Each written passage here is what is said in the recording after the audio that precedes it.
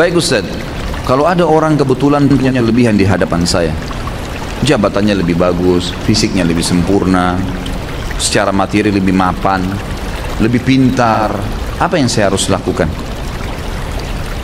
Renungi hadis Nabi SAW yang berbunyi, manusia 4 tingkatan. Yang pertama, Allah berikan kepadanya ilmu dan harta. Luar biasa, sudah cerdas, gagah, pinter, gitu kan? Kemudian kaya raya. Dan kata Nabi SAW, dia habiskan keduanya di jalan Allah. Ilmunya diajarkan, kemudian juga hartanya diinfakkan.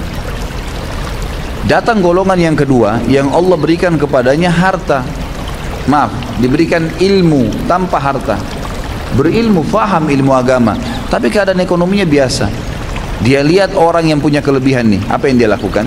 Dia mengatakan, ya Allah, kalau engkau memberikan kepadaku seperti kau berikan kepada dia, aku akan lakukan seperti dia atau bahkan lebih. Kata Nabi SAW, fahuma fi ajri sawa, dua-duanya akan sama pahalanya. Karena memang yang kedua ini nggak punya harta, maka dia hubungkan itu dengan tekad yang kuat, niat yang baik kepada Allah SWT. Kalau dia dikasih, dia akan lakukan. Allah dengan kemahaadilannya berikan. Si yang pertama nggak dizalimi, dia dapat semuanya. Tapi yang kedua diberikan kelebihan oleh Allah SWT karena tekadnya yang baik.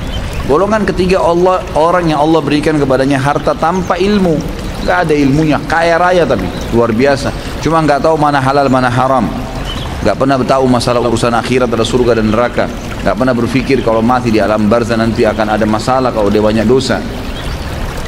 Diberikan, dihabiskan hartanya di jalan kemaksiatan kepada Allah, bangun diskotik, bar, sibuk dengan itu. Kemudian datang golongan keempat, ini yang luar biasa ya.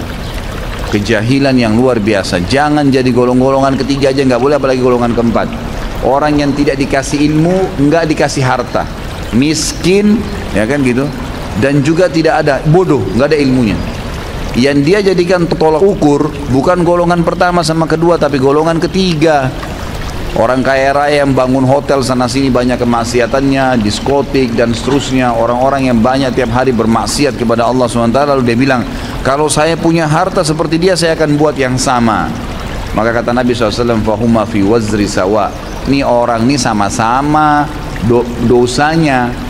Rugi nggak kira-kira? Udah miskin di pinggir jalan, rumahnya sudah gubuk, nggak ada ilmunya, bodoh. Kemudian di sebelah gubuknya ada orang bangun hotel atau diskotik, keluar pakai mobil Mercy, tiap hari mabuk, berzina, gonta-ganti pasangan.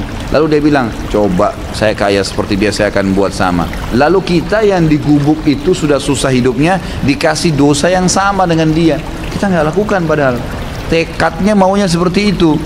Maka ini kata Nabi SAW, fahuma fi wazri sawa, ini sama dosanya.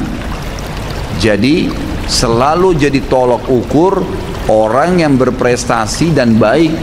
Allah berikan kebaikan-kebaikan padanya, lalu dia habiskan di jalan Allah.